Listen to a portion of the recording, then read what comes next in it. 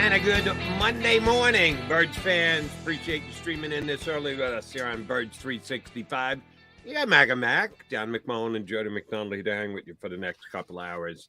And Johnny Mac, after we last talked on Friday after the Eagles preseason game, a lot of stuff has gone down. A lot of moves have been made, a lot of tinkering. I don't think it's going to be massive changes because of all the guys they signed the other day. I'm going to predict that's an 0 for 5 for guys who make the team, the actual 53-man roster. But a lot to get into as far as the way the Eagles played the roster game. They kind of have to. Need your take on all of it. After the preseason game, the Eagles, we knew they had suffered some injuries. Didn't know the extent of them, what the reaction was going to be. Oh, the reaction is going to be the three of them got waived. And I know it's waived with injury designation, which does change things. But were you surprised with any of the three guys? The fact that Greedy Williams no longer here? Sorry, Greedy, kind of saw that coming. The fact that Ty Zettner didn't unseat Aaron Sipas, yeah, we kind of saw that coming.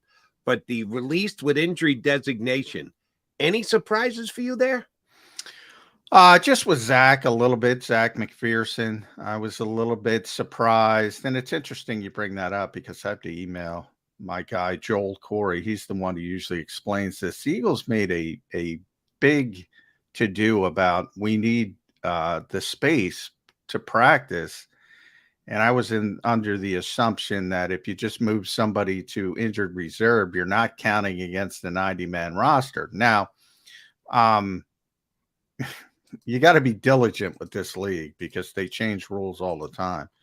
On the transaction wire, which comes out every day in the NFL, there was a big note that these Eagles, all three cleared waivers, so it doesn't matter. But all three of the players have already cleared waivers. Yeah, they've already cleared waivers. Because I text you over the weekend and said, is there a chance that the team will actually claim Zach McPherson? Now, knowing full well you're going to have to sit on him for an entire year. He's not going to play. He's going to be on your IR. You're paying for him to get back to playing status. He was a draft pick. He had played well, and he is a very good special teams player. I thought there was a chance that the team was actually going to claim him and stash him for an entire season. No, I wouldn't say 100%, but I was pretty confident it was 99. I mean, teams aren't going to pay a guy to rehab and understand, and I think Zach's an important part of this team, but he's an important part to this team. He's not necessarily going to be valued elsewhere. Remember, he hasn't played on defense. He is a good special teams player. But guys have their own. A quick question for you. Who played more snaps on defense last year, Zach McPherson or Nakobe Dean? Well, Zach, but okay. Then I don't think you can use the phrase he didn't play on defense. If he didn't play on defense, Nakobe Dean sure as hell didn't play on defense, and now the Eagles are expecting him to play about 99% of the time on defense this year. Yeah, but the Eagles think Nakobe's a better prospect than Zach McPherson. I think most people do. I think Jody McDonald does. I think he is. Oh, I mean, he is. But from Zach's standpoint, I mean, he didn't play because the Eagles have two really good corners, and they stayed healthy. If he was forced to play, we would have gotten a better feel for what he is as a defensive player. But my larger point is, teams all over the league have their own guys and their own guys they're working with as developmental players or special teams players. And, they're not going to pluck somebody off somebody else's roster who's not healthy and you have to pay for a year to rehab and hope it turns into something down the line. That's just, you never say never because there's bad organizations, but that would just be bad business. The Eagles were very confident he was going to get through waivers. He did get through waivers. And it's already done, so they were right. You're at 1%. I was more at like 10 that some team might take a flyer on him, but it's irrelevant now because if the waiver period is already up and nobody took him, then he's back on the Eagles on their reserve roster. And the same thing that to a lesser degree, I do think Tyree Cleveland played himself into being a bubble player. Not that he was assured of a 53-man roster spot, but I think he was pushing for one. But the waived injured designation didn't surprise me at all with him, and Noah Ellis the same. And as I said, they're all three are on the Eagles injured reserve list. Now, from this point forward, Zach suffered a season-ending injury, so it kind of doesn't matter with him. The other guys, Tyree certainly did not. You never know with concussions, but the history says he'll be cleared at some point. And Noah, I don't think it's a season-ending injury. The waived injured designation allows you to work out injury settlement with those players. And then they can be released and play somewhere else, or you can wait the period. It's like eight weeks or something. And you can bring them back later down the road. So you have some more maneuverability with players that weren't season-ending injuries. In theory, they could play somewhere else, would be the more logical standpoint after an injury settlement, or if they want to wait the lengthy period, they can even come back to Philadelphia.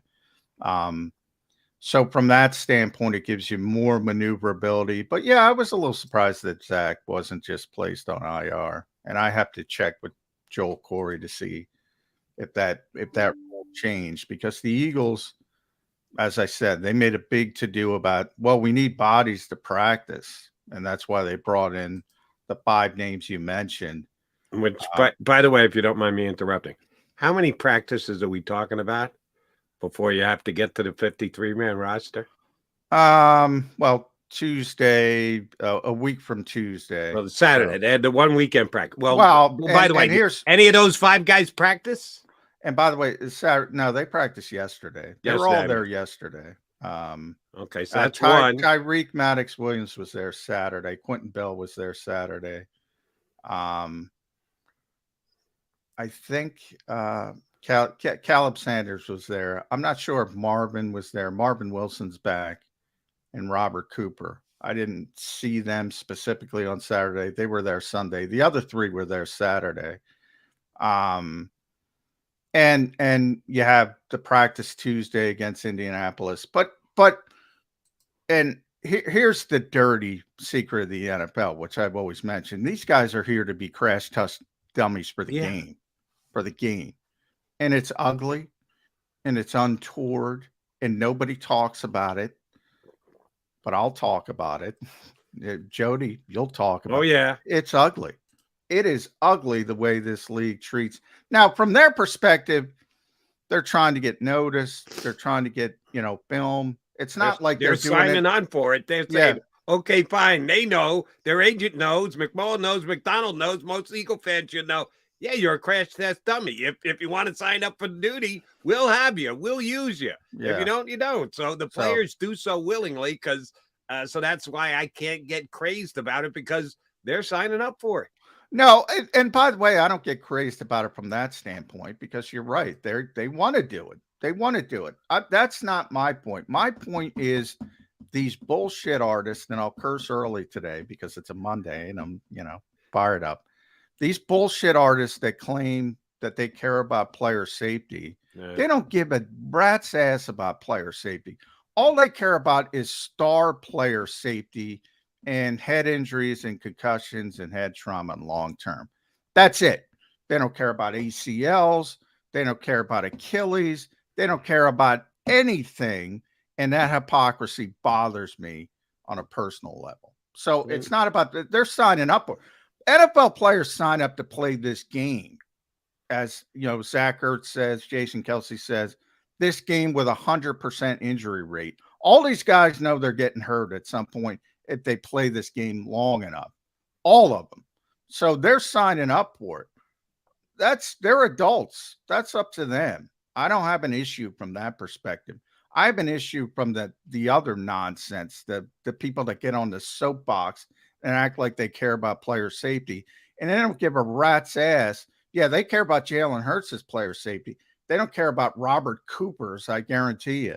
Nothing against poor Robert Cooper, but it's just the reality of it. And good luck to any of the five. All right, so I need a McMullen prediction. I can already guess at what the answer is going to be, but I'm going to ask you to formalize it anyway. Chance that any of the five players signed over the weekend make the Eagles 53-man roster? Oh, Percentage. Zero. Now, Right. practice squad, I was going to say, let me get to the 1%. Yeah. If we got a 0% for the first question, maybe a 1 on the second. Any of the five make the practice squad? No, I'll go 10% on the second. Ooh, that's because, big. well, a couple reasons. One, I mentioned Robert Cooper. Robert Cooper is a big 340-pound nose tackle. They've been looking for a backup nose tackle forever for Jordan Davis. It's tough to find 340. How about the guy they signed last week who got a penalty in the game the other night? Well, same thing. That's and I gotta him. I have to look at his name to try. You and and I figure out both need to work on his name if he's going to be here. A lot. I think we described on. We settled on. Olave? Is that what we said? Oh yeah, right. Sagapulu. Olave? Is it Olave Sagapulu? And he's another guy. He's 331 pounds. So this is a perfect example. And Cooper's listed at 335. So they're looking for that trait. And it's difficult to find somebody with the movement skills of Jordan Davis when you're that size. So those guys, if they splash something, they might say, let's stash him on the practice squad, see what happens. And plus, also Marvin Wilson is back. I was going to say, does Marvin? Is Marvin got those traits? Has he got those skills to be a backup to Jordan? Well, he's a little bit smaller. He's a 300. He's more like Marlon Tuipulotu size. So, but remember, last year I think it was the Houston game. Some of those stopping the run issues came up because not only was Jordan injured, Jordan Davis, but also Marlon got injured. People forget about that. And Marvin Wilson got his opportunity in his hometown, by the way. He's from Houston. Great kid. Tremendous kid. He didn't play well. And the Eagles were like, well, we got to do something. And then all of a sudden, Linval Joseph is here. So, he's had that opportunity in the past. But they do know him, and they do like him. But I don't think he's that big natural run stuffer that they're looking for. You went to a name that I was just going to ask you about. Last year, what was the phrase you used? Not ring chasing. I know you like that one, but describing a player who joins in season. You had a phrase that mercenary markets. The mercenary market. Yeah. Is it too early for the mercenary market? No, they already dipped into the mercenary market with Zach Cunningham and Myles Jack. And one seems to be working out. Specifically at Jordan Davis's backup. Who do you think? Either of these two guys we just mentioned or Linval Joseph. Who do you think would be better to do that this year? Linval's still out there. That's what I'm asking. That's the question I'm trying to get to. Is it too early to go mercenary market? Yes. To put a phone call into Linval Joseph? I don't think Linval wants to play the whole season. I think, and I've talked to Linval a lot. I think he wants to, and he hasn't retired to my knowledge. That's why I'm asking this question. And he hasn't said he was going to retire. I think he wants to do what he did last year and see. Now, on paper, it looks really good for the Eagles. We talk it all the time, certainly in the NFC, but paper's paper. And, if midseason things aren't going well and there's another team, San Francisco, Dallas, whomever, Detroit, somebody jumps up, Chicago, because Justin Fields. And there's this whole other conference that you haven't touched down there. Well, yeah, exactly. But it's the only reason I bring up the NFC because it's easier in the NFC to pick. There's a bunch of good teams in the AFC. So if you're ring chasing, to me, it's easier to focus on the NFC. And the Eagles would be the leader right now on paper, but you know how things work in this league. Couple major injuries for the Eagles, couple major injuries on the offensive line. The whole trajectory of their season could change. So I think he wants to wait it out if he does play, but that's just my feeling. Just since the Eagles seem motivated to find a quote unquote backup specifically for Jordan Davis what he brings to the table is, for lack of a better word, a nose tackle. I think more people would understand that than five technique. But yeah, Linval was pretty good at that last year, and he's still sitting out there and don't know what conversation he has or hasn't had with the Eagles. They got plenty of fives. They want zero or shade technique. That's what they want. Zero or shade. Yeah. That's big Jordan Davis. Exactly. And just Linval Joseph's name came to mind. We'll keep him in our back pocket for a future conversation. One that was cut and dry over the weekend I didn't see this one coming. And as soon as it happened, I said, well, should have seen this one coming. I didn't know Myles Jack was ready to walk away. I thought there was a good chance that Myles Jack was not going to be a Philadelphia Eagle when the season started, because, like you mentioned, the mercenary market. Sometimes mercenaries work, sometimes they don't. Came in, didn't flash. They bring he and Cunningham in at the same time, and Cunningham has done nothing but flash. And if you need me to predict today, I think he will be the other starter with Nakobe Dean opening late afternoon against the Patriots. Myles Jack made it easy on the Eagles, walked in and said, yeah, never mind, I'm done. We'll call it a day. We'll call it a career here today. Didn't know he was going to do that, John. Surprised by the announcement? No. I think he saw the writing on the wall, number one. He didn't come in immediately and he sees what went on with Zach Cunningham. So that was part of it. And then when we talked to him, he had kind of moved on, as you explained. He was talking about becoming an electrician, the zombie apocalypse. So he was already thinking about retirement before he got here. And then somebody offers to pay you $2.5 million. Now he's made a lot of money, but still, it's tough to walk away from that money when somebody's offering it to you. But then he got here, and I think he saw the writing on the wall, and he wasn't going to make the football team. So why kill yourself for another couple weeks? Not a week, as I mentioned, a week from Tuesday. And he just said, you know what? I'm going home. And that's fine. They gave it a shot. That's why they signed two. That's why they did it. Yep. They weren't expecting both. They were saying, all right, let's roll the dice here, get two darts. And it looks like, I don't want to overstate it, but it looks like, Zach Cunningham still got something left. And he has looked clearly like their second best linebacker. And be honest, you could argue their best linebacker. You could argue because we talked about Nakobe and the proven nature of where he is. Zach's played a lot of football, and he was a good player, a really good player. So, long term, they might have hit a home run with that. We'll have to see. But, when Deshaun Watson and the Browns were here, got his hands on the football twice, caused 2 interceptions. That's pretty impressive. And as of right now, and the Eagles have made no commitments I shouldn't say the Eagles and commitments in the same word. The coach refuses to commit to the starting right guard. So there are some commitments that we believe about 99.9%, but it can't be 100 till the coach says so. They have not made commitments on either their other starting safety. Well, there's starting safety. We don't know Blankenship's a starting safety, even though we all believe it.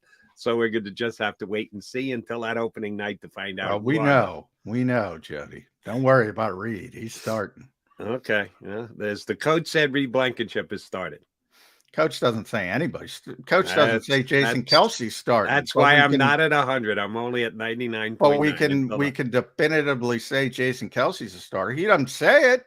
He doesn't say it, but we all know it. If you ask them tomorrow, do you think he'd not confirm that Jason Kelce is his starting center? I know your questions are gold, and you can't waste them on nonsensical questions like Jody McDonald asked. That's part of the Birds problem. 365. But if he was asked, he would say Jason Kelce is their starting center. If he was asked, is Beef Jerky his right guard, he'd probably do the hedge thing again. Well, he would, but that's kind of the point. Now, with younger players, it is different. Now, obviously, that's the point. It's stipulated. Everybody knows Jason Kelce's a starter. Lane Johnson's a starter. I'm not trying to compare Reed Blankenship to those guys because he's a largely unproven player. but it is a fait accompli. They're in the same category. He's a starting player in this league, whether he doesn't want to admit it with young players. Cam Jurgens the same way. Cam Jurgens is a starter. I mean, and he winked me, basically winked it at me. He's a starter. I mean, and that's why the questions are no longer coming, because we know those players are starters, just like the entrenched players, whether it's Jalen Hurts or A.J. Brown or anybody. They're starters. They're entrenched. So I'm going to put you through the paces real quickly here. Cam Jurgens, right guard, starter. Give me the percentage number. 100. Okay, yeah. Barring injury. Everything's right, barring everything's injury. barring injury. Reed Blankenship, 100. If I could make up a fake number, I'd go 110. Right. 100. Nakobe Dean, will linebacker. 100. Middle linebacker. 100. Cunningham, will linebacker. 90%. Okay. Christian Ellis, I'd leave the door slightly ajar for Christian Ellis. And give me just the percentage breakdowns of the safeties other than other safety. My God.